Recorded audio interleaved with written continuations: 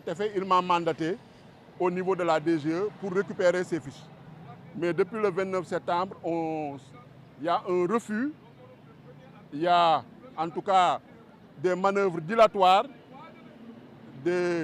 en tout cas des manœuvres de collusion, de manœuvres de rébellion contre le candidat Ousmane Sonko pour éviter de lui remettre des fiches de parrainage et qu'il puisse collecter des parrainages comme tous les autres candidats à la candidature.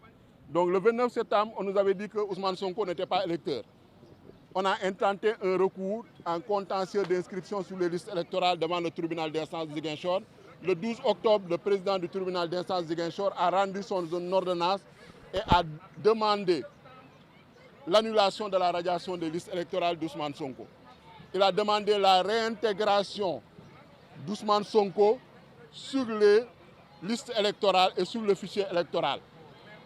Et depuis ce 12 octobre, nous sommes revenus ici à la DGE le 19 et le 20 octobre pour signifier cette décision à la DGE. Et la DGE refuse de s'exécuter, refuse d'exécuter une décision de justice. La DGE est dans la rébellion, la DGE est dans la défiance, la DGE est dans une attitude infantile en nous empêchant même de pénétrer dans les locaux. Donc nous avons saisi la Commission électorale nationale autonome, qui est l'autorité chargée de superviser le processus électoral. Et la Commission électorale nationale autonome a réagi avant-hier, le 30 octobre, et a demandé à la Direction générale des élections de nous remettre les fiches de collecte de parrainage. Quel est l'argument qu'ils vous ont avancé aujourd'hui? L'argument qu'ils nous ont avancé sont des arguments légers, sont des arguments insuffisants, fallacieux et sans motif, puisqu'ils disent qu'ils s'en tiennent à leur communiqué du 30 octobre. Et vous avez lu avec nous le communiqué, et c'est un communiqué vide de contenu, vide de sens, un communiqué qui n'est pas digne d'une administration de la trame de la DGE.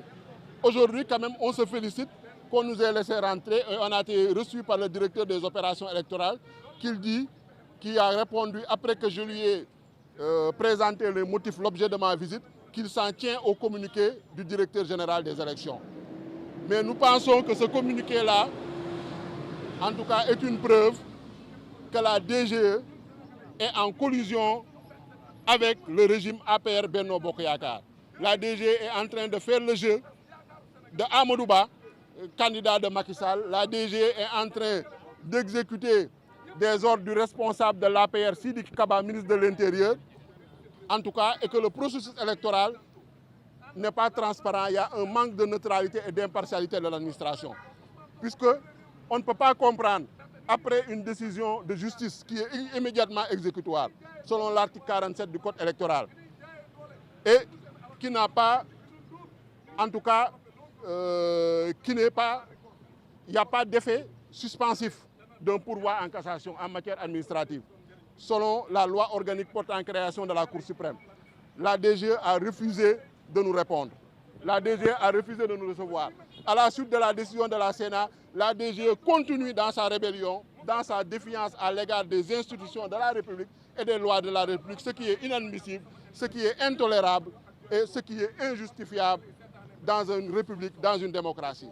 Maintenant, nous allons mener le combat politique, le combat judiciaire et sur tous les plans pour que Ousmane Sonko recouvre ses droits de Sénégalais, de citoyens sénégalais, d'électeurs et qui est éligible et qui veut être candidat puisqu'il a toutes les chances de remporter l'élection présidentielle du 25 février 2024 et il reste le candidat de la coalition Sonko président 2024. Donc nous avons saisi la Sénat pour qu'elle se substitue à la Direction générale des élections.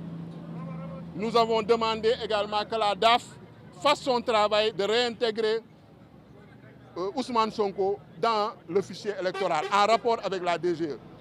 Parallèlement à cela, nous allons mener le combat politique pour que, au niveau du Conseil constitutionnel, en tout cas, on a demandé à ce que le Conseil constitutionnel tienne compte des conséquences dommageables des manœuvres dilatoires de l'administration et du ministère de l'Intérieur, qui est dans une attitude rebelle, et qu'elle tienne compte de ça dans le délai qui sera accordé au président Ousmane Sonko, puisqu'on nous a fait perdre un mois avec des manœuvres dilatoires, avec des manœuvres, en tout cas, qui ne sont pas dignes d'une république, d'un état de droit. Les militants sont prêts et déterminés et engagés à parrainer le candidat Ousmane Sonko. Les populations sénégalaises sont prêtes et partout où vous allez sur le terrain, ils n'attendent que nous. Et je pense qu'en une semaine, on pourra faire en tout cas le travail nécessaire pour que Ousmane Sonko puisse obtenir le maximum de parrainage. Et nous comptons, nous tablons entre 2 millions et 3 millions de parrains.